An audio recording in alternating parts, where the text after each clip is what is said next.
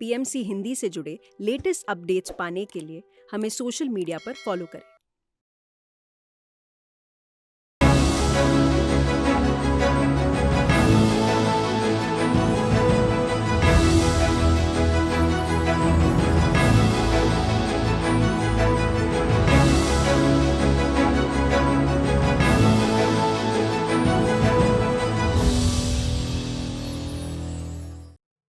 Hello, नमस्कार, स्वागत है आप सभी का आपके अपने फेवरेट शो हेलो पीएमसी में। मैं हूं आपके साथ नम्रता।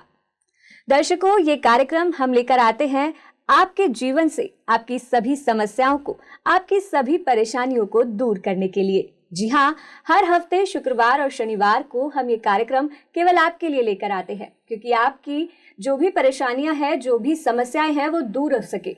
नंबर्स लगातार टीवी स्क्रीन पर फ्लैश हो रहे हैं। कार्यक्रम की शुरुआत हो रही है, तो आपके मन में कोई भी सवाल है तो आप इस कार्यक्रम के माध्यम से हमसे पूछ सकते हैं। तो चलिए बिना देर किए कार्यक्रम को आगे बढ़ाते हैं और स्वागत करते हैं हमारी आज की guest senior pyramid master Devjani Giri ma'am का।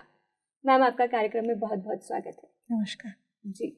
तो दर्शकों, हम आपके साथ लाइव जुड़ चुके हैं। यदि आपके जीवन में कोई भी समस्या है, कोई भी परेशानी है जिसका समाधान आपको नहीं मिल पा रहा है, तो नंबर्स टीवी स्क्रीन पर लगातार फ्लैश हो रहे हैं। आप कॉल कर सकते हैं और अपना प्रश्न हमसे पूछ सकते हैं। तो मैम, जैसा कि आप जानते हैं कि हमारे पास बहुत से प्रश्न सोशल मीडिया के माध्यम से भी आते हैं, तो हमारे पास आज भी प्रश्न मौजूद हैं। आइए जान लेते हैं। यस तो हमारा आज का पहला प्रश्न है कि मेरे पिता की तबीयत ठीक ना होने के कारण सभी घर के सदस्य उनकी गलती पर पर्दे डालते हैं कि कहने से कुछ हो ना जाए, उन्हें फियर है। तो क्या ये सबका करना सही है? उनकी गलतियों पर पर्दा डालना सही है? यहाँ पे थोड़ी सी हमें समझने की बात है कि जैसे उनकी तबीयत खराब है तो कुछ बोलेंगे तो उनको कुछ हो ना जाए, मतलब उनको हार्ट अटैक ना आ जाए या गुस्से से और कुछ हो ना जाए या डेथ ना हो जाए, ये फियर है। परंतु यहाँ पे और एक चीज़ हमें जो समझना है कि जो सही गलत वो कर रहे हैं, ये हमारी परिभाषा है, ये हमारी अंडरस्टैंडिंग है। तो उनके हिसाब से वो जो कर रहे हैं, उनकी अंडरस्टैंडिंग के हिसाब से वो सही है। हो सकता है वो हमारे लिए ठीक नहीं है। तो ये एक चैलेंज है। दूसरा चैलेंज है कि घर वाले उनको लेके ज़्यादा पॉजिटिव है। ये नेचुरल है, नॉर्मल है, क्योंकि डेथ को लेके हमें क्लैरिटी नहीं है। तो इसीलिए जो संस्कार हम पिछले लाइफ से लेके आ रहे हैं रिगार्डिंग डेथ, हमें जो नॉलेज नहीं है कि हम बॉडी नहीं है, माइंड नहीं है, वी आर सोल, ये ज्ञान भी उनके पास नहीं है। तो बिकॉज ऑफ दैट उनकी पॉइंट ऑफ व्यू से, फैमिली वालों की पॉइंट ऑफ व्यू से वो भी सही है, क्योंकि आप ध्यानी बन रहे हो अभी, तो आपको लगता है कि ये नहीं होना चाहिए। तो इसका सल्यूशन क्या है? यहाँ पे सही गलत की बात ही नहीं है। यहाँ पे हमें एक दूसरे के भीतर एक सिंक्रोनाइजेशन चाहिए, एक अंडरस्टैंडिंग चाहिए। वो भी समझे, परिवार वाले भी समझे, आपको भी ठीक लगे। इसका हमेशा की तरह मैं एक ही बात बोलूँगी, इसका समाधान है ध्यान। तो हम जितने भी फैमिली मेम्बर्स हैं उनको बैठा के, चाहे 5 मिनट हो, 10 मिनट हो, उनको बैठ के ध्यान कराएं। जैसे हम अगर देखें, मैं अपनी बचपन की बात करूं तो क्या होता था कि जब हम बच्चे थे तो हम एक ही टाइम में बैठ के शाम होते ही सारे परिवार मिलके बैठ के प्रेयर करते थे।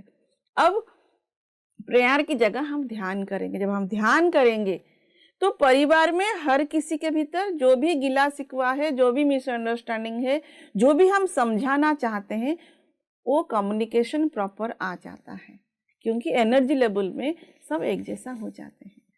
तो वो ही करें कि सबको ध्यान सिखाएं अपने परिवार। जी, लेकिन मैम, अगर चैलेंज ये भी आता है कि सबको ध्यान सिखाना भी इतना आसान नहीं है। कई बार ऐसा होता है कि हम किसी को समझाते हैं चीज़ें कि ये आपके लिए सही है, ये नहीं है, बट वही बात आ जाती है कि उस इंसान को लगता है कि जो मैं कह रहा हूँ वो सही है। तो ऐसे में कैसे उसे ध्यान के लिए मोटिवेट किया जाए कि आपको ध्यान करना चाहिए? देखिए, यहाँ पे मोटिवेट तो हमें करना नहीं है, क्योंकि आज आप 30 एज में या 25 एज में या 20 एज में आपको लगता है कि ध्यान होना चाहिए, लेकिन उनको वो अंडरस्टैंडिंग नहीं आई है। तो हम क्या कर सकते हैं वो देखना है, क्योंकि एवरीथिंग, जैसे मैंने बोला, एवरीथिंग इज एनर्जी। तो जो हम थॉट रखेंगे यहाँ पे, वो आज ए वाइब्रेशन उनके पास जाएगा। अगर हम हमेशा ये सोचेंगे कि वो ध्यान कर ही नहीं रहे, हम क्या कर सकते हैं, तो वो कभी नहीं ध्यान करेंगे। अगर हम ये सोचें कि हमारी थॉट में ये रखें कि मेरी परिवार मेरे साथ बैठ के ध्यान कर रहा है, आप इसको विजुअलाइज भी कर सकते हैं अपनी ध्यान के समय में। तो आप देखेंगे जैसे जैसे आपकी एनर्जी बढ़ती जाएगी तो आप जो सोच रहे हैं वो उन तक पहुंचेगी, तो ऑटोमेटिकली परिवार की जो व्यक्ति है वो धीरे धीरे ध्यान में आ जाएंगे। बातों से ज़्यादा हम एनर्जी वाइज काम करें।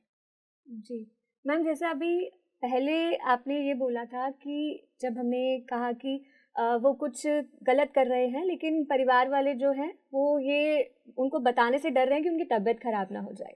तो आपने ये कहा था कि हो सकता है कि वो उनके हिसाब से सही हो, लेकिन कहीं ना कहीं वो जो कर रहे हैं उनके उस करने से बाकी लोगों को किसी ना किसी तरह से क्षति पहुंच रही है, चाहे मानसिक क्षति क्यों ना हो। तो ऐसी स्टेट में क्या किया जाए? वही मैं बोलना चाह रही हूँ कि किसी को करेक्शन हम वर्बली नहीं कर सकते, बोल के नहीं कर सकते। अगर उनको करेक्शन करना भी है तो उनके प्रति एक करुणा का भाव हम रखना है हमें, क्योंकि वो समझ ही नहीं पा रहे हैं क्या कर रहे हैं, क्या नहीं करना चाहिए, वो समझ ही नहीं है।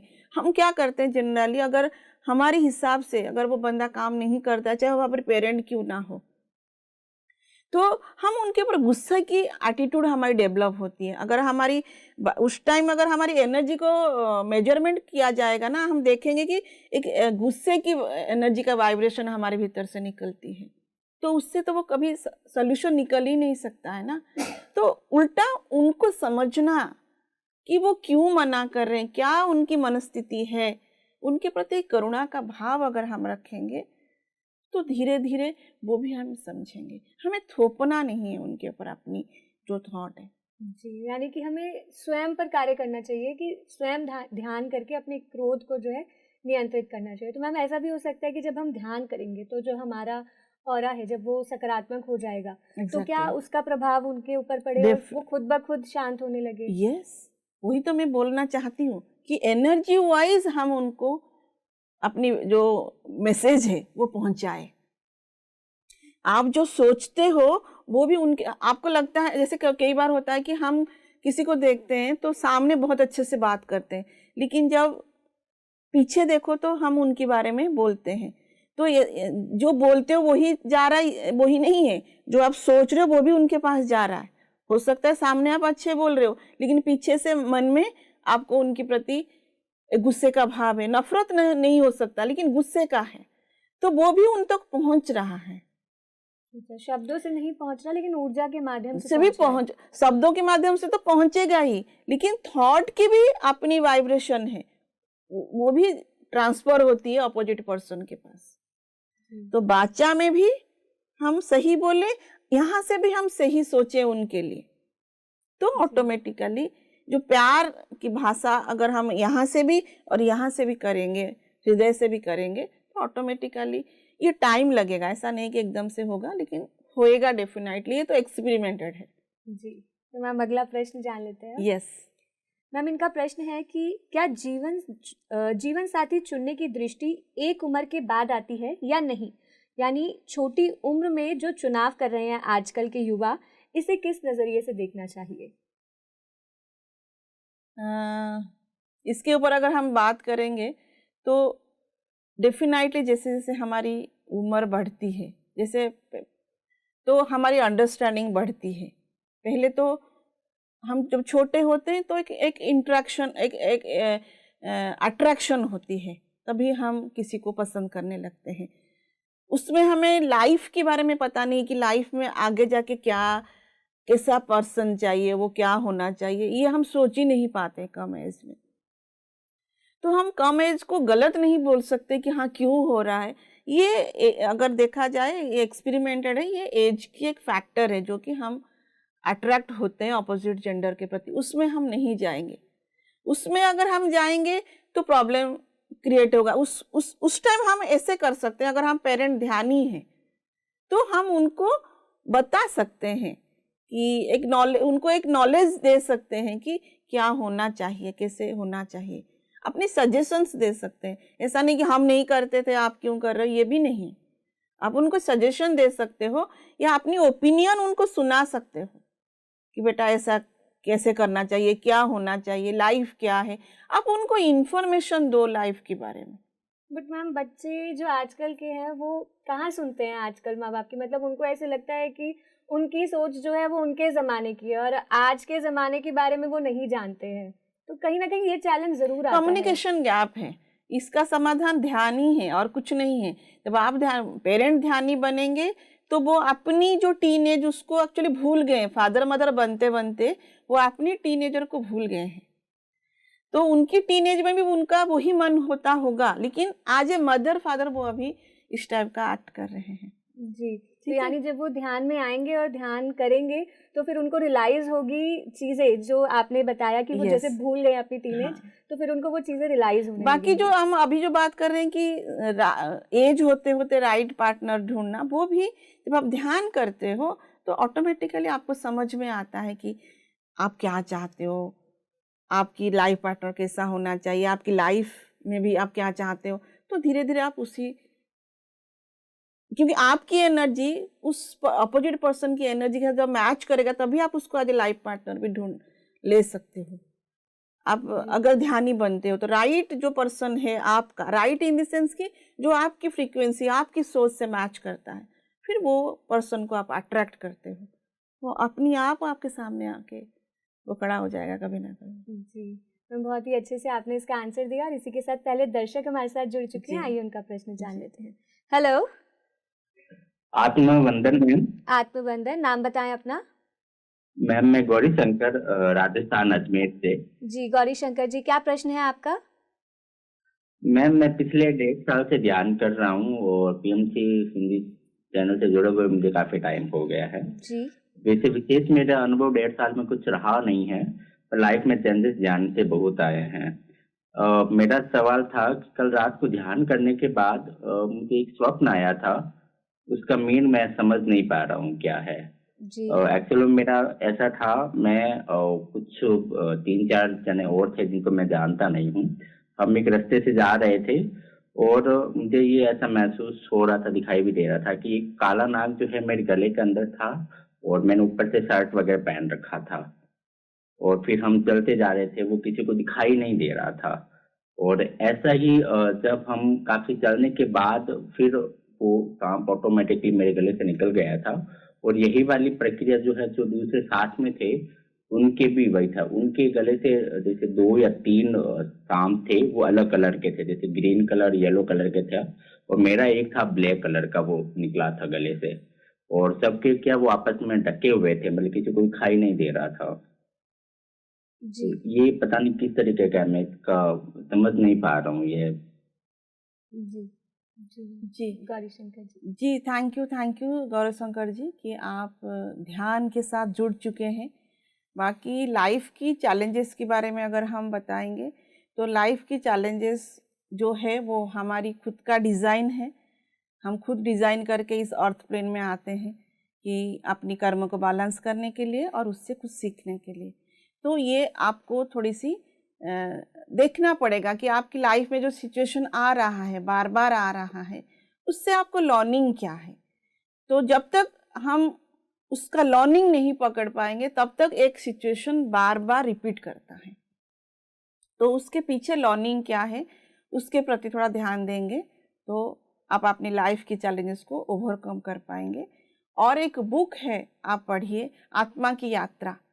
उस बुक को जब आप पढ़ेंगे तो आपको समझ में आएगा सोल कैसे आता है, क्यों आता है, कैसे प्लान होता है, कैसे खुद का डिज़ाइन लाइफ का है। तो थोड़ी सी जानकारी भी चाहिए, ध्यान के साथ साथ हमें ज्ञान भी चाहिए। जब हम बुक्स पढ़ेंगे तो हमें उसके माध्यम से वो सब ज्ञान भी मिलेगा। अभी एक हमारी वर्कशॉप चल रही है पीएमसी हिंदी में, आत्मा की यात्रा, उस वर्कशॉप को भी आप ज्वाइन कर सकते हैं। ये तो रही आपकी चैलेंज की बातें। बाकी दूसरी जो आपको अभी हुआ है एक्सपीरियंस आप बोल रहे हैं, तो अभी जो एक्सपीरियंस ध्यान में हुआ उसको आप माइंड के लेवल पे आके उसको समझने की प्रयास मत कीजिए।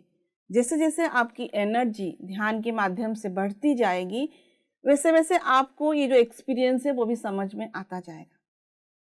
एक कॉपी रखिए हमेशा अपने साथ में जब भी आप ध्यान बैठते हैं, आफ्टर मेडिटेशन जो भी आपको एक्सपीरियंस हो रहा है उसको उस कॉपी में नोट डाउन करके रखिए। ग्रेजुअली ध्यान करते करते एनर्जी बढ़ते बढ़ते आपको वो समझ में आएगी, एंड ये आप ही को समझ में आएगा तो बेटर है। मान लीजिए मैं आपको अगर इसका मतलब समझाऊंगी तो ये मेरी इंटरप्रिटेशन होगी, लेकिन ये मैसेज आपके लिए है, तो ध्यान करते रहिए, आपको समझ में आ जाएगा। Thank you so much. तो बहुत बहुत धन्यवाद आपका कार्यक्रम में जुड़ने के लिए। दर्शकों, हम लगातार आपके साथ लाइव जुड़े हुए हैं। ऐसा मौका बार बार नहीं आता है जहां आपको आपके प्रश्नों के उत्तर मिल सके। नंबर्स लगातार टीवी स्क्रीन पर फ्लैश हो रहे हैं, बस आपको फोन पर उस नंबर को डायल करना है और अपना सवाल हमसे पूछना है। जी, तो मैम अगला प्रश्न हम जान लेते हैं। मैम, इनका प्रश्न है कि परमात्मा, सर्वात्मा और अंशात्मा का क्या मतलब है? ये तो मैम मैं अभी जानना चाहूँगी। देखो, ये तो एक बहुत बड़ा टॉपिक है। इसको अगर हम लाइव सेशन में बताना चाहेंगे तो मेन जो है सोर्स है, मेन सोर्स जिसको हम परमात्मा या सर्वात्मा बोलते हैं, उसमें से ही सोल जो है वो निकल कर आती है। अगर इसका पूरा पूरा बोलें तो जो मूला चैतन्य जिसको हम बोलते हैं, वो जब बहु होने की मूल चैतन्य जो है वो मेन सोर्स है, मेन हमारी चेतना की, उसमें से ही बाकी सारे जो चेतनाएं हैं, जो सोल्स हम बात करते हैं, वो आते हैं। वो इसलिए आते, वो भी वही चेतना का ही पावर उनके भीतर भी है। मूल चैतन्य का जो भी पावर है वही पावर उसके अंदर से जो निकल रहे हैं अंशात्मा, जो सोल, उनके भीतर भी वही पावर है। लेकिन जब बॉडी में आने की बात आती है सोल की, तो वो सोल का अंदर इतनी एनर्जी है कि वो पूरा बॉडी में वो समा नहीं सकता है। तो इसीलिए बोलते एक सोल का कुछ अंश बॉडी में उतरती है, बाकी अंश हायर डायमेंशन में रहता है। और ये दोनों की कम्युनिकेशन भी होता रहता है। जब हम रात को सोते हैं, जब डीप नींद में जाते हैं या गहरे ध्यान में जाते हैं, तो हर एक अंशात्मा अपनी जो हायर सेल्फ जिसको बोलते हैं, जो आता है बॉडी में, उसको बोलते हैं लोअर सेल्फ, एंड जो ऊपर रहता है, हायर डायमेंशन में रहता है, उसको बोलते हैं हायर सेल्फ। दोनों में रोज कम्युनिकेशन होता है, और ध्यानी जान पाता है कि वो उसको कनेक्ट करने के बाद अपनी लाइफ को भी ठीक से चला पाता है। इसलिए ध्यान की महत्व ज्यादा है। जनरल इंसान भी रोज रात को कनेक्ट होता है, लेकिन वो कनेक्शन का उसको पता नहीं चलता है बेहोशी के कारण। लेकिन ध्यानी क्योंकि होश में रहता है, अवेयरनेस में रहता है, तो इसलिए वो अपने हायर सेल्फ के साथ कनेक्ट होता है, उससे इवन डिस्कशन करता रहता है कि मुझे क्या करना चाहिए, क्या नहीं करना चाहिए। फिर अकॉर्डिंग हायर सेल्फ गाइडेंस वो नीचे आके अर्थ प्लेन में फिर काम करता है। तो ये एक ब्यूटीफुल थिंग है। कई लोग क्या करते हैं, डर जाते हैं जब उनकी हायर सेल्फ उनको दिखाई देता है, तो वो डर भी जाते हैं। लेकिन डरने की भी कोई बात नहीं, वो हमेशा हमारा हाथ पकड़ के है, क्योंकि लैक ऑफ अवेयरनेस हम जानते नहीं थे। ध्यान के बाद हम उनसे कनेक्शन बना पाते हैं। इवन लाइफ की कोई भी चैलेंज कभी भी आता है, इवन बैठे बैठे भी अगर आप उनको याद करो कि मुझे प्लीज गाइड कीजिए, वो आपको गाइड करते हैं। तो यानी किसी भी माध्यम से कोई भी संकेत देके वो हमें गाइड कर Yes. सकते हैं। मैम, इनका प्रश्न है कि मेरी मदर अक्सर मेरी नज़र उतारा करती है, या मेरी छोटी सिस्टर छोटी छोटी बात पे टचवुड बोलकर लकड़ी को छूती है। मेरी समझ में नहीं आता है कि कैसे उन्हें इस फियर से बाहर लाया जाए, और उनका मेरे प्रति मोह बहुत ज़्यादा है, तो उसे भी कैसे कम किया जाए? बहुत स्वीट सा क्वेश्चन है, लेकिन इसमें मुझे नहीं लगता है कोई गलत है। अगर वो आपकी नज़र उतार रहे हैं तो एक तरह का एक तरह की एनर्जी वो आपके अंदर ट्रांसफर ही तो कर रहे हैं। एक पॉजिटिव सोच रहे हैं कि हाँ सब कुछ सही हो। हाँ, जो वर्ड हम निकालते हैं अपने मुंह से, कुछ हो ना जाए, ये ना बोल के सब कुछ सही हो, अगर ये थॉट रख के एंड वर्ड में यूज करके अगर वो आपकी नज़र उतार रहे हैं, तो इट्स अ गुड थिंग। मतलब इसको आप पॉजिटिव थॉट या मिराकुलस थॉट बोल सकते हैं। जी। तो इसमें कोई हर्ज नहीं है, क्योंकि पर कभी कभी ऐसा होता है ना कि मान लीजिए कि वो हमेशा से करते आ रहे हैं और किसी दिन उन्होंने नहीं किया और उसी दिन कुछ हो हाँ, जाए। वो थोड़ी सी आपको ब्लाइंड, मतलब इसके पीछे रीजन जानना चाहिए। जैसे मैंने बोला, एवरी थॉट में एनर्जी है। ओके, आप हमारी मदर, अगर एक्चुअली क्या होता है कि मदर्स जब हम बाहर जाते हैं वो इनसिक्योर होते हैं जी। कि कुछ हो ना जाए, कुछ मेरे साथ एक्सीडेंट हो सकता है, कोई छेड़ सकता है। जबकि मैं खुद मदर हूँ, मुझे पता है ये चीजें। तो मैं ये सोच ना रखते हुए, अगर मैं ये सोच रखूं कि मेरा बच्चा ठीक है, सब कुछ उसके साथ सही चल रहा है, she is perfectly fine, she is safe, अगर इस टाइप का थॉट में रखूं तो ऑटोमेटिकली मेरी जो थॉट है वो ट्रांसफर होगा। फिर अगर वो कोई सिचुएशन भी आएगा तो भी उसको वो मेरा जो थॉट की एनर्जी की जो ऑरा है उसको वो घेर लेगी, तो उसके साथ कुछ हो ही नहीं सकता। ये हमें अपनी मदर को थोड़ी सी कन्वे करनी है मैम।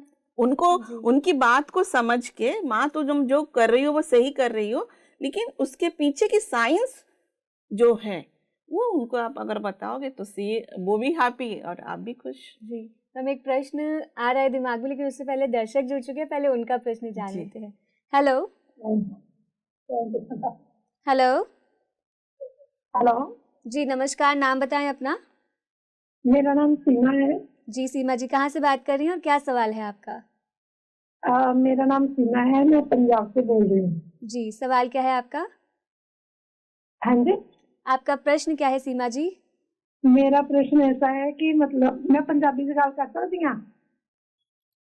आप हिंदी में बोलोगे तो हमें थोड़ा समझ में आएगा आप क्या पूछना चाहते हैं। ठीक है, ठीक है, ठीक है, ठीक है, ठीक है। तो मतलब ऐसा है कि मेरे और मेरे हस्बैंड में थोड़ा मतलब गुस्सा गिला चल रहा था, ठीक है। जी हेलो, जी झगड़ा जी चल रहा सीमा था। जी, सुन पा रहे हैं हम आपको। हेलो, सीमा जी, हम सुन पा रहे हैं आपको, आप अपना प्रश्न बोलिए, हम सुन रहे हैं आपको। ठीक है, ठीक है, ठीक है। तो मतलब ऐसा है कि अभी 2 साल हो गए कि मैं अपनी माँ के घर में हूँ, तो वो वहीं पे है आसाम में। तो अभी मतलब मैं जब झगड़ा करके आई थी तो उन्होंने थोड़ा मुझे मारा पीटा था, तो मैं थाने रिपोर्ट करके आई थी। तो 2 साल के बाद मतलब अभी वो थाने वाले उनको जेल में लेके गए हैं। तो वो मतलब मैं ये पूछ रही थी कि मतलब ये मेरा कर्मा बन गया है या फिर मतलब मुझे निकालना चाहिए उनको बाहर में? जी, तो कहीं ना कहीं आपको गिल्ट फील हो रहा है कि आपकी वजह से वो जेल में चले गए। हाँ जी, कहीं ना कहीं आपको गिल्ट फील हो रहा है। जी बहुत ज्यादा। मतलब ऐसा लग रहा है कि मेरे कारण ही सब मतलब ऐसा हो गया।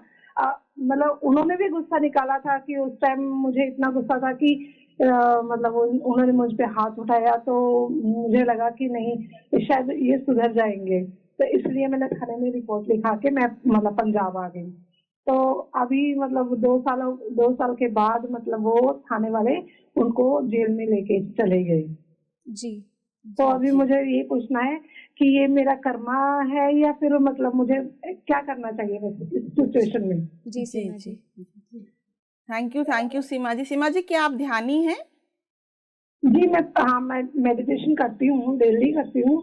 मतलब मुझे विजुअलाइज भी होता है, मतलब इस मामले में थोड़ा मतलब मुझे समझ में नहीं आ रहा है। Okay okay. तो जैसे कि सीमा जी आप बता रहे हैं अपनी जो चैलेंज है, थोड़ी बहुत आपको कर्मा की बारे में पता है ना। जैसे कि हमें पता है कि लॉ ऑफ कर्मा के हिसाब से हमारे साथ जो भी होता है, जो भी घटित होता है, वो हमारी पूर्व जन्म की कर्म की फल है। अगर हमारे साथ अच्छा होता है तो हमने किसी ना किसी लाइफ में उस पर्सन के साथ अच्छा किया है। अगर बुरा हो रहा है तो हमने बुरा किया है। तो अगर यहाँ पे आपकी हम बात करेंगे तो अगर जो टर्चर आप उनके द्वारा हो रहे हो, तो इसको अगर डेप्थ में अगर हम समझना चाहें तो ये जो पर्सन आपके एज ए हस्बैंड टर्चर कर रहा है, उन्हीं को कोई ना कोई लाइफ टाइम में आपने भी टर्चर किया है। तो अभी वो कर्मा का बैलेंस करने के लिए आपके साथ वो घटित हो रहा है। तो इसमें फिर क्या क्या करें? बात यह है कि क्या करना चाहिए। पहले तो ये बात समझना पड़ेगा कि ये मेरा ही कर्म का नतीजा है, एक्सेप्ट करना पड़ेगा एंड समझना पड़ेगा इस सिचुएशन को एंड ध्यान करके उनको माफ़ी आपको मांगना चाहिए। जब आप ध्यान में बैठते हो मन ही मन में कि कोई ना कोई लाइफ में, कोई ना कोई जन्म में अगर मैंने आपको क्षति पहुंचाया है तन से या मन से, तो प्लीज़ मुझे माफ़ कर दीजिए। ये भाव आप रखें उनके प्रति, ये समझें कि आप ही का एक्शन का ये रिएक्शन है। तो ये अंडरस्टैंडिंग बहुत एक एक्सेप्टेंसी की लेसन यहाँ पे लर्न करनी है आपको। एंड अगर आपको लग रहा है, ये समझ में आ रहा है और आपको लग रहा है कि उनको निकाल देना चाहिए, तो आप वही करना चाहिए। आप अपने मन का सुनिए। अगर आप उनको ज़्यादा अभी क्या हुआ कि आपने जो कर्म आपका है उसी कर्म का एक्शन आपको मिला था, रिएक्शन आपको मिला था, लेकिन आपने जब उनको जेल में डाल दिया तो आपने और कर्म को बांध लिया। तो आप जो समझ रहे हैं वो सही समझ रहे हैं। अभी आपको जो मन में आ रहा है करने के लिए वो कीजिए। Thank you so much. जी, तो सीमा जी, आशा करते हैं कि आपको आपके प्रश्न का उत्तर मिल गया होगा। बहुत बहुत धन्यवाद आपका कार्यक्रम में जुड़ने के लिए। दर्शकों, लगातार हम आपके साथ लाइव जुड़े हुए हैं, नंबर्स टीवी स्क्रीन पर फ्लैश हो रहे हैं। कोई भी समस्या है, कोई भी परेशानी है, आपका ध्यान और अध्यात्म से जुड़ा कोई भी प्रश्न है, आप इस कार्यक्रम के माध्यम से हमसे पूछ सकते हैं। हम हर शुक्रवार और शनिवार को ये कार्यक्रम केवल आपके लिए ही लेकर आते हैं। जी, तो मैम, जैसे कि अभी आप बता रहे थे कि अगर माँ की जो ऊर्जा है वो पॉजिटिव है और उनके बच्चे पर कोई संकट आया है तो वो बच्चे को बचा लेंगी, लेकिन मैम कहीं ना कहीं जो बच्चे का कर्म होगा उसी के कारण उसके ऊपर संकट आ रहा होगा। तो अभी तो माँ की ऊर्जा से वो बच जाएगा, लेकिन कभी ना कभी तो उसको अपने कर्मों की सज़ा तो उसे मिलेगी। अगर उसके ऊपर वो संकट आ रहा है तो कहीं ना कहीं वो बैड कर्मा की वजह से ही आ रहा होगा, और अभी वो बच गया लेकिन आगे जाके तो उसको सज़ा मिलेगी ही मिलेगी। देखिए, यहाँ पे सज़ा की बात तो नहीं। जैसे मान लीजिए कि बोलते हैं कि 20 ईयर्स तक बच्चा अपनी माँ बाप की कर्मा के हिसाब से रहता है, उसकी लाइफ में जो भी सिचुएशंस आते हैं। तो ये दो बातें हैं, कर्म की बातें एंड एनर्जी की बातें। कई बार कर्मा नहीं होता है, लेकिन हम बार बार उस चीज़ को सोचते हैं कि मेरे साथ बुरा ना हो जाए, खराब ना हो जाए, रेप ना हो जाए, मर्डर ना हो जाए। ये थॉट का भी, every action has equal and opposite reaction. ये आप प्रेजेंट में क्रिएट कर रहे हो इस कर्मा को। कि हर कर्म पास्ट की नहीं होती, बहुत सारे कर्म ऐसे होते हैं, आप जैसे सोचते हो वैसे आपके साथ फलित होता जाता है। आप अच्छा सोच रहे हो, सही सोच रहे हो, और आपके साथ अगर गलत हो रहा है तो वो आपकी पास्ट का कर्म है। लेकिन आप गलत ही सोच रहे हो तो गलत ही तो अट्रैक्ट कर रहे हो। यहाँ पे साइंस भी तो, जो लॉ के साइंस जो है वो क्या कहता है, every action has equal and opposite reaction. तो आप जैसे सोच रखोगे वैसे ही चीजें आप अट्रैक्ट करोगे।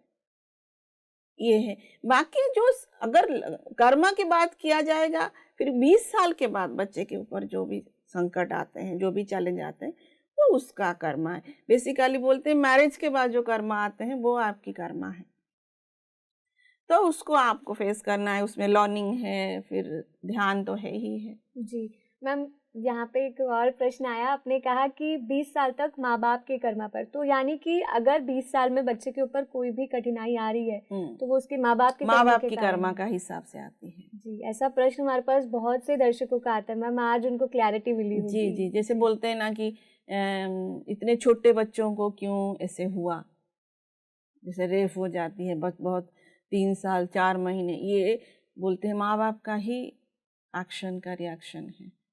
तो कहीं ना कहीं उनको भी सफरिंग झेलना पड़ता है। तो 20 साल तक तो वो अपनी माँ बाप की कर्मा के हिसाब से ही। तो मैम, ऐसा भी होता है कि अगर बच्चे कुछ कर्म गलत कर रहे हैं, तो जैसे आपने यहाँ कहा कि 20 साल तक बच्चों पर है, तो पर हमने कई बार ये सुना है कि जैसे माँ बाप जब बूढ़े हो जाते हैं तो जब अगर उन्हें परेशानियों का सामना करना पड़ रहा है, तो बहुत से लोग ऐसे कहते हैं इनके बच्चों की वजह से ऐसा हो रहा है, इनके बच्चों के कर्म ऐसे थे, इस वजह से इन्हें आज ऐसा भुगतना पड़ रहा है। नहीं, बच्चों की कर्म माँ बाप को नहीं होता। ठीक है। क्योंकि बच्चे क्या है ना, आपके थ्रू आते हैं ना, तो इसीलिए जब तक वो आपके साथ डिपेंडेंसी में है तब तक आपकी कर्म के द्वारा वो अफेक्टेड है, नहीं तो ऐसा नहीं है। हाँ, ये होता है कि एक एक कर्म जनरेशन वाइज कैरी होता है। जैसे अगर मैं माँ बाप हूँ, मैंने खराब काम नहीं किया, मेरे बच्चे लेकिन सफ़र हो रहे, ये वंशज कर्म बोलते हैं। मान लीजिए आपकी कोई पीढ़ी में कोई पर्सन गलत काम करके पैसे कमाया है एंड वो पैसा आपका पीढ़ी दर पीढ़ी कैरी फॉरवर्ड हो रहा है, उसको वो एंजॉय कर रहे हैं, तो वो पैसा की कर्म बुरी तरीके से कमाया गया था, इसलिए वो जब तक वो जनरेशन लास्ट जनरेशन तक उसको एंजॉय कर रहे हैं, वो भी उसमें सफ़र होंगे। ऐसे हो सकता है। लेकिन बच्चों की जो कर्म है वो माँ बाप। मैम इसका कोई सॉल्यूशन है? जैसे अब मान लो आप कह रहे हो पीढ़ी दर पीढ़ी उनको भुगतना पड़ेगा, लेकिन उनकी कोई गलती नहीं है, तो क्या यहाँ पे सॉल्यूशन यही है कि अवेयरनेस ला के फिर उनको ध्यान करना चाहिए। ध्यान एकमात्र सॉल्यूशन है कर्म से निकलने के लिए। ये तो उनको पता ही नहीं ना ये बात है कि ऐसे होता है, तो जब ध्यान में आएंगे, ये नॉलेज उनके पास आएगी, तो फिर धीरे धीरे वो क्या करेंगे, वो जो धन है उसको छोड़ने की, क्योंकि हमारा लालच भी तो होती है ना, तो ध्यानी नहीं बनेंगे तो उसमें हम अटैच होके रहेंगे। जी, यानी कि अगर हम ध्यानी बनेंगे, अपने आप हमारा जो मोह है वो धीरे धीरे वो अंडरस्टैंडिंग आएगी कि अरे ऐसे हो, इसीलिए हमारी जनरेशन वाइज ही हम सफर हो रहे। आप देखेंगे कि कई एक एक परिवार में जनरेशन वाइज सफर हो रहे, तो वो क्लिक करने के लिए ध्यान चाहिए। आप कोई किसी को समझा, या तो हो सकता है कोई समझाता होगा और वो फिर उसको सुन के अप्लाई करेंगे, लेकिन ध्यान चाहिए, क्योंकि उस जो चलता आ रहा है ना एक एनर्जी का फ्लो, उसको ब्रेक करने के लिए you have to be a meditator. जी मैम, बहुत छोटा सा वर्ड है ध्यान, लेकिन इसकी जितनी ज्यादा गहराई में जाएं उतनी ज्यादा इसकी अलग अलग बातें हमें हर एपिसोड में पता चलती है। जी, तो मैम अगला प्रश्न जान लेते हैं। मैम अगला प्रश्न है कि ईड़ा पिंगला सुखमना की क्या शक्तियां हैं, इस बारे में बताएं। जी, हमारे शरीर में हमारी जो शरीर है, हम जो इसको बोलते हैं, पहला जो शरीर हमारी है, इसको बोलते हैं अन्नमय शरीर, अन्नमय कोश, जो 5 एलिमेंट से बना है, पृथ्वी, जल, अग्नि, वायु एंड आकाश। ये हमारा पहला शरीर है। हमारी और भी शरीर है, 7 शरीर हमारी है, 7 बॉडीज है। तो सेकेंड बॉडी हमारी है, उसको बोलते हैं एथरिक बॉडी या एनर्जी बॉडी या सूक्ष्म शरीर। इस शरीर में हमारी 72,000 नाड़ियां हैं, एंड इसमें 72,000 नाड़ियों में से जो 3 नाड़ी ईड़ा, पिंगला एंड सुषुम्ना, ये 3 नाड़ी मेन है। तो बोला जाता है कि हमारी हमेशा ईड़ा और पिंगला में बैलेंस होना चाहिए। जब बैलेंस होगा तो हमारी मन स्थिर होगा, हम निरोगी जीवन यापन कर पाएंगे। एंड सुषुम्ना का प्राधान्य क्या है? जब ईड़ा और पिंगला स्थिरता में आएगी, समान एनर्जी लेवल पे आएगी, तो आपकी जो प्राणवायु है वो थ्रू सुषुम्ना फ्लो होना चाहिए एक्चुअली, जबकि होता नहीं है ऐसा। ईड़ा और पिंगला हमेशा इनबैलेंस है हमारी, तो इसलिए ईड़ा पिंगला ध्यान करते करते हमारी ईड़ा और पिंगला नाड़ी जब बैलेंस में आती है, तो हमारी जो प्राणवायु है वो सुषुम्ना में ही आवन जावन करता है। वही हमें अपनी सोल स्थिति में लेके आता है। हम जान पाते हैं कि we are the soul, we are not this body. हम ये शरीर नहीं है, मन नहीं है, बुद्धि नहीं है, हम आत्माएं हैं। तो ये प्राधान्य है ईड़ा, पिंगला एंड सुषुम्ना का।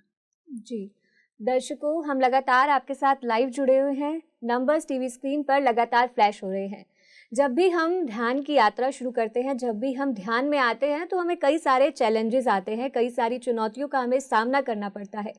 तो आपको घबराना नहीं है, आपको निराश नहीं होना है। आपको इस कार्यक्रम में कॉल करके उस समस्या को दूर करना है, उस चुनौती का सामना करना है।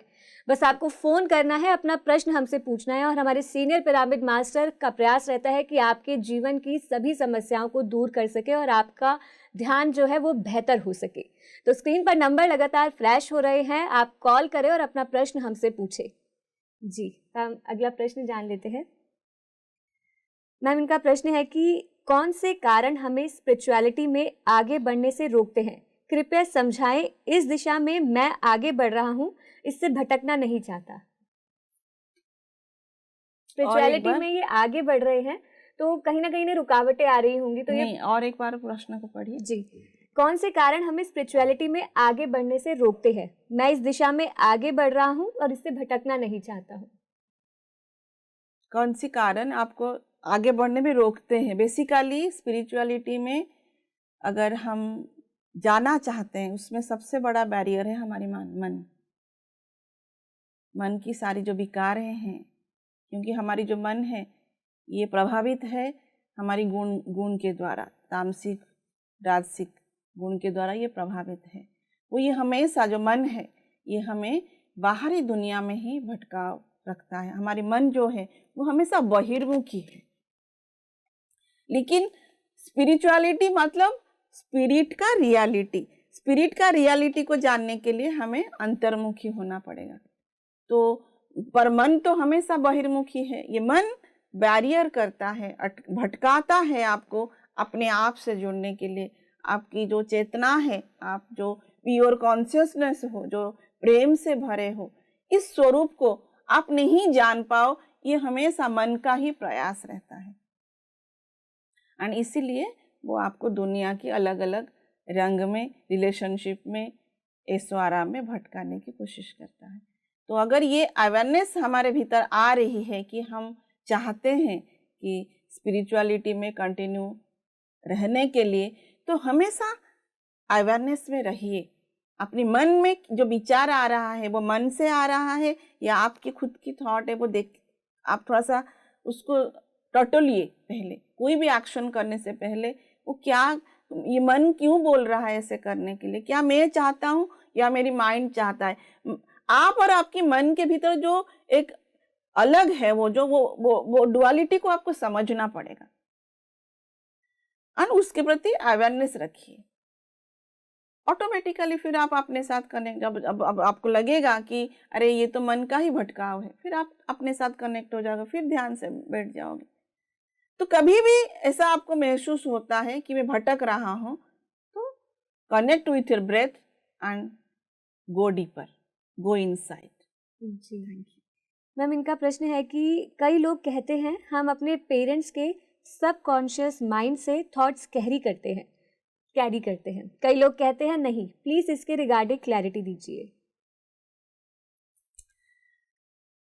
डेफिनेटली ये होता है, क्योंकि जब हम बच्चे होते हैं तो हम अपनी माँ बाप के पास ही रहते हैं। तो उनकी जैसे चाइल्डहुड रहा होगा, उनकी टीनेजर जैसे रहा होगा, उनकी जो स्ट्रगल जैसे रहा होगा, तो सारे उनकी माइंड में हैं। तो ऑटोमेटिकली क्या होता है, जब हम उनके साथ रहते हैं तो वो क्या होता है कि वो अपनी लाइफ के हिसाब से हमारे ऊपर इम्प्रिंट छोड़ते हैं, हमें गाइड करते हैं बचपन से। अगर देखेंगे तो ऑटोमेटिकली वो इम्पैक्ट रहता है, क्योंकि हम ध्यान ही नहीं है तो ये हमें पता भी नहीं होता है। अगर मैं अपनी एग्जांपल दूँ तो ये मैंने अपने साथ देखा है।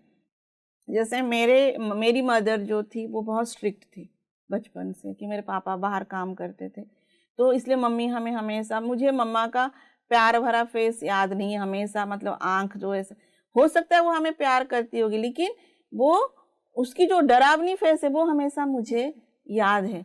एंड मुझे वो बिल्कुल इसलिए पसंद नहीं आती थी कि हमेशा गुस्से में हमसे बात क्यों करती है।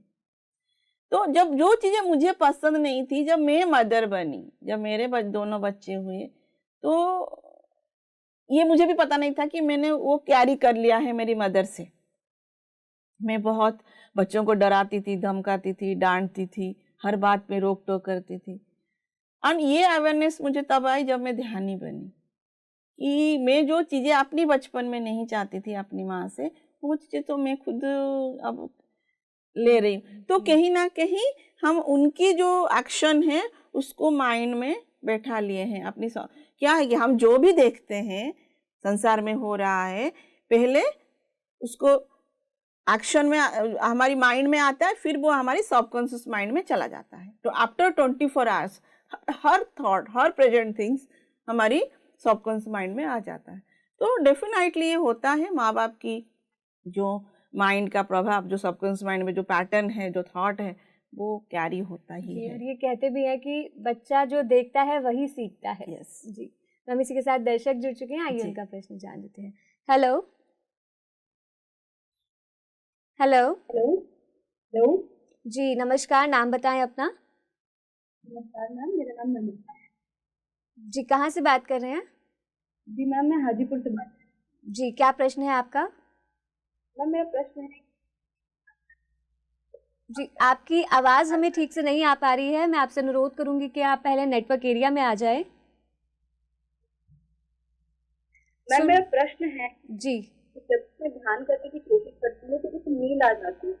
ध्यान करते वक्त अवेयर नहीं कर पाती। जी जी जी, थैंक यू नम्रता कि आप ध्यान के साथ जुड़ चुके हो। इसके लिए आप पहले तो अपनी आप को शाबाशी दीजिए।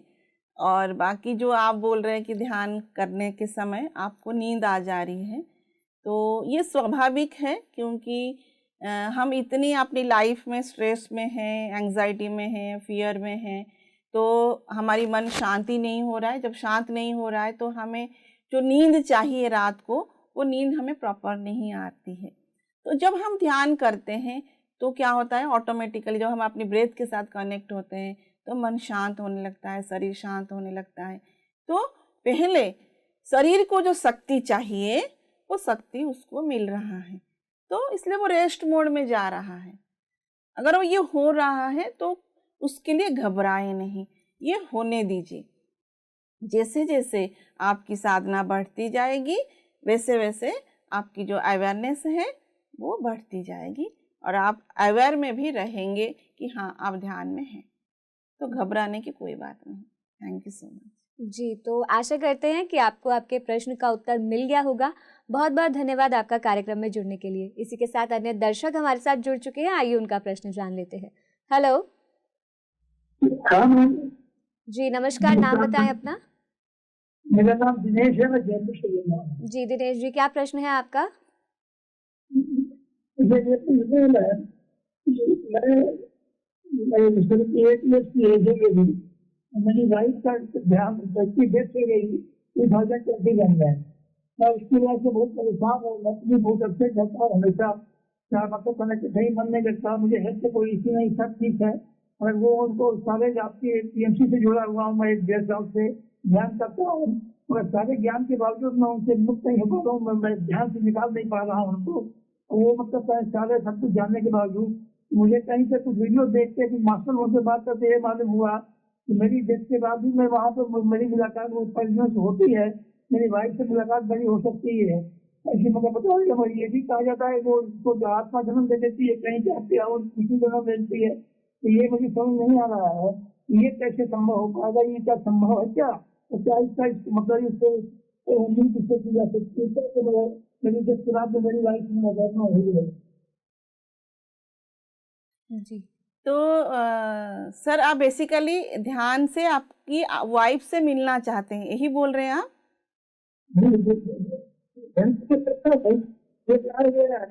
मुझे तो बताया गया है कि जो है एक वीडियो मैंने देखा था आप लोगों का, वो डॉक्टर रंजन अंत भी आनंद भी, उसमें भी यही कहा गया था। और एक आध और मास्टर प्रोग्राम से यहाँ वहाँ बताया गया कि आप देश के बाद में उनको मिलने वाले जाके मुलाकात आपकी होगी वहाँ पर ऊपर, क्योंकि पर्यटन मिलने आते हैं वहाँ पर जो भी आपके पहले। आपने आत्मा के बारे में कोई बुक्स पढ़ा है क्या? अभी तक फिलहाल जो काम चल रहा है वो डॉक्टर रामराजू वाला जो चल रहा है वो सुनता हूँ। जी, अभी वो वर्कशॉप 14 दिन का वर्कशॉप है। बहुत अच्छी बात है कि आप उस वर्कशॉप में जुड़े हुए हैं।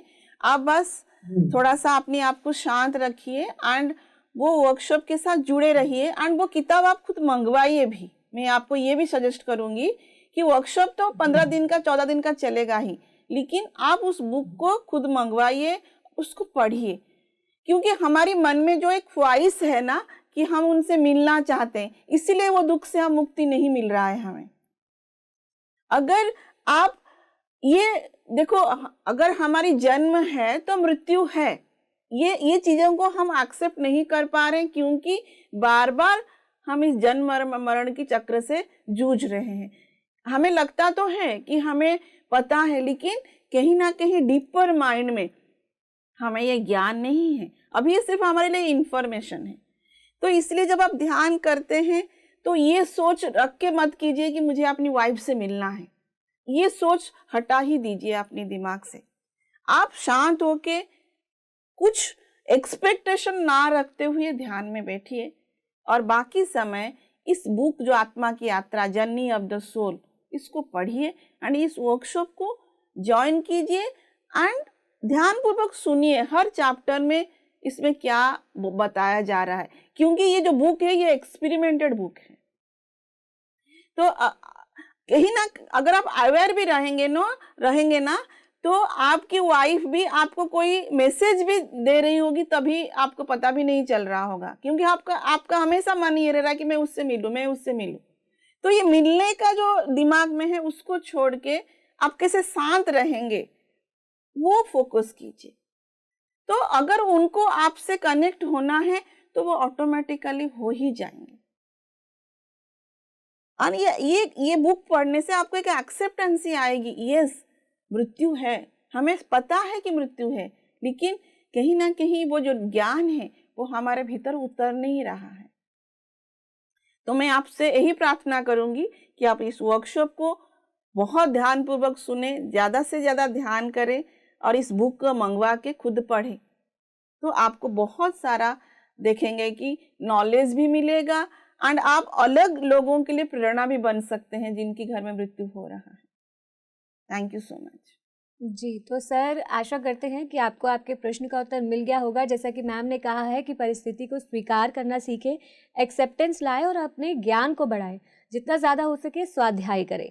बहुत बहुत धन्यवाद आपका कार्यक्रम में जुड़ने के लिए। इसी के साथ अन्य दर्शक हमारे साथ जुड़ चुके हैं, आइए जान लेते हैं उनका प्रश्न। हेलो जी, नमस्कार, नाम बताएं अपना। मेरा नाम नथुराम जी, मैं राजस्थान से बोल रहा हूँ। जी नथुराम जी, प्रश्न क्या है आपका? मेरा सवाल है मतलब कि जो अंडा होता है वो क्या नॉन वेज में आता है, वो भी बंद करना होता है क्या? जी मैम, ये सवाल हमें कई बार आता है। जी ये एक्सपेरिमेंटेड है। जो हम बोलते हैं कि नहीं इस अंडे में जान नहीं है, ये गलत है, ये फॉल्स है। हर अंडे में लाइफ है, तो इसलिए अंडा जिसमें लाइफ है उसको हमें मारना नहीं चाहिए, उसको हमें खाना नहीं चाहिए। हमारा कोई अधिकार नहीं है कि हम किसी को मारकर अपनी पेट की भूख को मिटाएं। तो वो वेज हो नॉन वेज हो वो बात ना करके जीवन है उसके भीतर वो सोचें और वो जीवन को मारने के लिए हम माध्यम ना बने। तो अंडे में अंडा भी नॉन वेज ही। Thank you so much. जी नथुराम जी, आशा करते हैं कि आपका जो प्रश्न था उसका उत्तर आप तक पहुंच गया होगा। बहुत बहुत धन्यवाद आपका कार्यक्रम में जुड़ने के लिए। जी मैम, अगला प्रश्न जान लेते हैं। जी मैम, इनका प्रश्न है कि जैसे हृदय की धड़कन होती है ऐसी धड़कन मैं अपने मूलाधार चक्र पर महसूस करता हूँ, क्या ये अच्छा संकेत है या केवल मेरा वहम है? नहीं, वहम तो नहीं है ये ये अगर जितना हमारी एक्चुअली ध्यान से अवेयरनेस हमारी एक्चुअली बिफोर मेडिटेशन हमारे भीतर अवेयरनेस ही नहीं है, हम ऐसे ही एक मैकेनिकल लाइफ जीते जाते हैं। लेकिन जब हम ध्यान करते हैं तो ब्रेथ के प्रति जब हम अवेयर होते हैं तो धीरे धीरे हमारी ये अवेयरनेस इतना बढ़ती है कि हम अपनी शरीर की कण कण को भी, एवरी सेल को भी हम महसूस कर सकते हैं। ग्रेजुअली हम ये देखते हैं कि एवरी सेल वाइब्रेट कर रहा है। ये मूलाधार चक्र क्यों? Every cell of your body is vibrating. तो ये अवेयरनेस, ये जो ऊर्जा की बहाव एंड आपकी अवेयरनेस की वजह से आप इसको फील कर पाते हैं।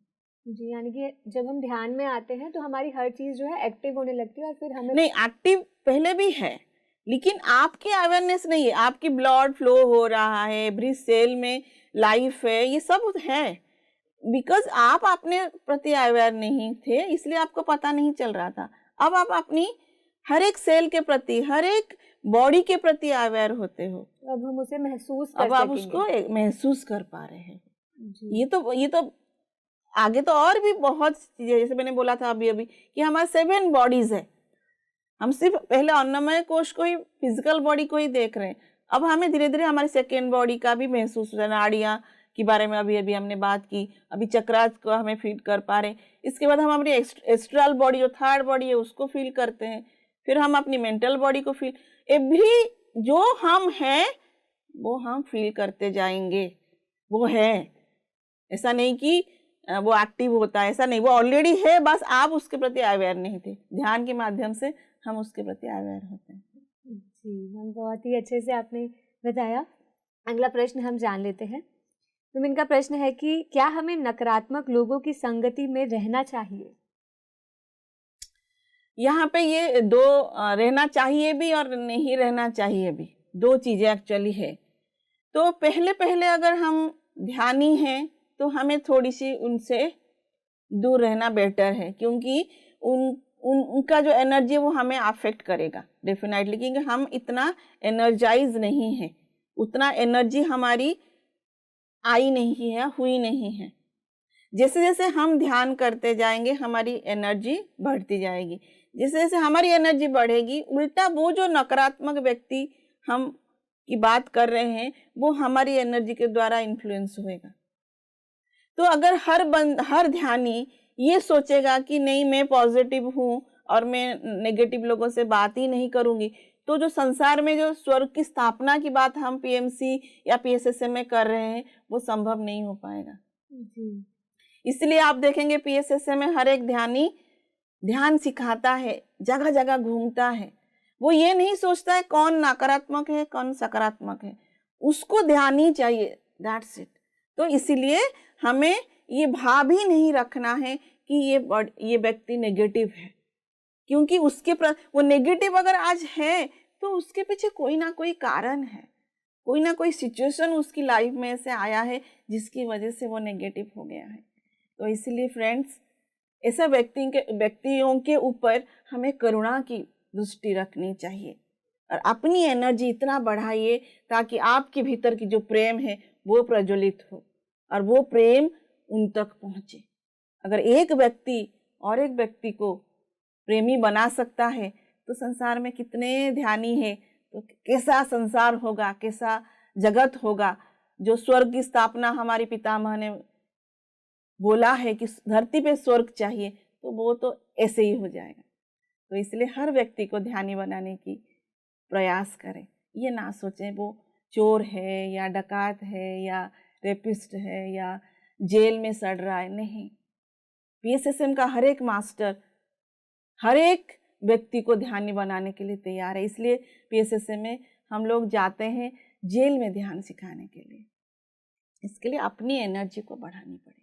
जी मैम, इतना अच्छा विचार है आपका। अगर ये सभी लोग ये विचार अपने मन में ले आए तो नकारात्मकता तो दूर ही हो जाएगी। अगर सभी लोग ये सोच ले कि हमें अपनी प्रेम की जो ज्वाला है वो सब में उतनी ही, जैसे हमें पहले उतना लेवल अपना कर ले, उतने ऊपर तक हम अपने अंदर कर ले और उसके बाद उसी ऊर्जा को हम दूसरों तक पहुंचा दें। जी तो मैम, बहुत ही अच्छे से आपने इसका उत्तर दिया। अगले दर्शक हमारे साथ जुड़ चुके हैं, उनका प्रश्न जान लेते हैं। हेलो। हेलो जी नमस्कार, नाम बताएं अपना। नमस्कार, मेरा नाम सोनिया है। जी सोनिया जी, कहाँ से बात कर रही हैं? हरियाणा से। जी कहाँ से बात कर रही हैं आप? हरियाणा से बात कर रही हूँ मैं। जी, क्या प्रश्न है आपका? मैम, मेरा क्वेश्चन ये है कि मैं जब भी ध्यान करने बैठती हूँ तो ध्यान करने के कुछ देर के अंदर मुझे कलरफुल लाइट्स दिखती हैं। जो लाइट हैं मैं उनको चेज करने की कोशिश करती हूँ, मतलब मैं चाहती हूँ कि वो मेरे साथ बने रहें, लेकिन वो लाइट जो हैं वो सिर्फ थोड़ी देर के लिए रहती हैं और फिर आंखों के सामने से हट जाती हैं। तो ये किस वजह से हो रहा है, मुझे ये जानना था। जी थैंक यू सो मच कि आप ध्यान के साथ जुड़े हैं। तो अभी ये देखना है, ये समझिए थोड़ा सा कि ध्यान का मतलब क्या है। मन की शून्य स्थिति। जब आप अपने सांसों के साथ जुड़ते हैं तो मन शून्य हो रहा है, तो आपके भीतर ऊर्जा प्रवाहित होता है। तो ये जो चीज़ें हो रही है अपनी आप हो रही है, जहाँ पे मन का कोई काम नहीं है। तो इसीलिए वो एक्सपीरियंस जो है वो अपनी आप हो रहा है। परंतु जिस मोमेंट में हम ये सोचते हैं कि ये रहे, तो क्या कर रहे हैं हम? अपनी मन को यूज़ कर रहे हैं। जैसे ही हम मन को यूज़ कर रहे हैं तो जो एनर्जी का फ्लो है आपके भीतर हो रहा है उसमें बैरियर आ जाता है, तो कहाँ से एक्सपीरियंस होगा? तो इसलिए without any expectation, without any analysis, just be with your breath. Experience हो रहा है, नहीं हो रहा है, बस अपनी सांसों के साथ बने रहें। आप जब कुछ सब कुछ छोड़ देंगे ना तो ऑटोमेटिकली चीजें घटित होने लगेगी, एक्सपीरियंस होने लगेगी। नहीं हो रहा है तो भी ओके, क्योंकि मेन हमें चाहिए ऊर्जा, ध्यानस्थ स्थिति, ध्यान को समझना है। इसलिए एक वीडियो है हमारी पीएमसी हिंदी यूट्यूब चैनल में, स्पिरिचुअल रियलिटी। इस वीडियो को हर एक ध्यानी बार बार देखना चाहिए। तो मैं आपको यही रिक्वेस्ट करूंगी, इस वीडियो को थोड़ा अच्छे से आप देखिए और समझिए। Thank you so much. जी, तो सोनिया जी, जैसा कि मैम ने कहा है कि ये नॉर्मल है होना ध्यान में अलग अलग अनुभव हमें होते हैं, ध्यान में कई चुनौतियों का हमें सामना करना पड़ता है, लेकिन हमें घबराना नहीं है। अगर आपको कोई विचार भी आ रहे हैं तो उनसे भी नहीं घबराना है, उनसे लड़ना भी नहीं है। हमें बस एक सिंपल विधि है आनापानासती ध्यान की, उसे फॉलो करना है, यानी कि अपनी श्वासों से जुड़ जाना है। हमारी श्वास ही हमारा गुरु है, तो अपनी श्वासों से जुड़ें और जो भी आपकी समस्या है वो धीरे धीरे दूर होने लगेगी। बहुत बहुत धन्यवाद आपका कार्यक्रम में जुड़ने के लिए। जी, तो मैम, इसी के साथ हमारे कार्यक्रम का भी जो है विराम देने का समय आ चुका है, क्योंकि समय का अभाव है। दर्शक तो लगातार हमारे साथ जुड़े हैं, लेकिन आप इस कार्यक्रम में अपना कीमती समय हमें देते हैं, यहाँ आते हैं, हमारे दर्शकों के प्रश्नों के उत्तर आप हमें देते हैं, उसके लिए मैम आपको बहुत बहुत धन्यवाद। Thank you so much. जी, तो दर्शकों, आप सभी का बहुत बहुत धन्यवाद इस कार्यक्रम में जुड़ने के लिए, इस कार्यक्रम में कॉल करने के लिए। हम ये कार्यक्रम हर हफ्ते शुक्रवार और शनिवार को केवल आपके प्रश्नों के उत्तर देने के लिए ही लाते हैं, क्योंकि ध्यान में जुड़ने के बाद हमें पता है कि आपको कई सारी परेशानियों का सामना करना पड़ता है, कई सारी चुनौतियों का सामना करना पड़ता है। तो हम ये चाहते हैं कि आप अपने मार्ग को ना बदलें, आप उसी मार्ग पर चलते हुए उस परेशानी का, उस चुनौती का सामना करें।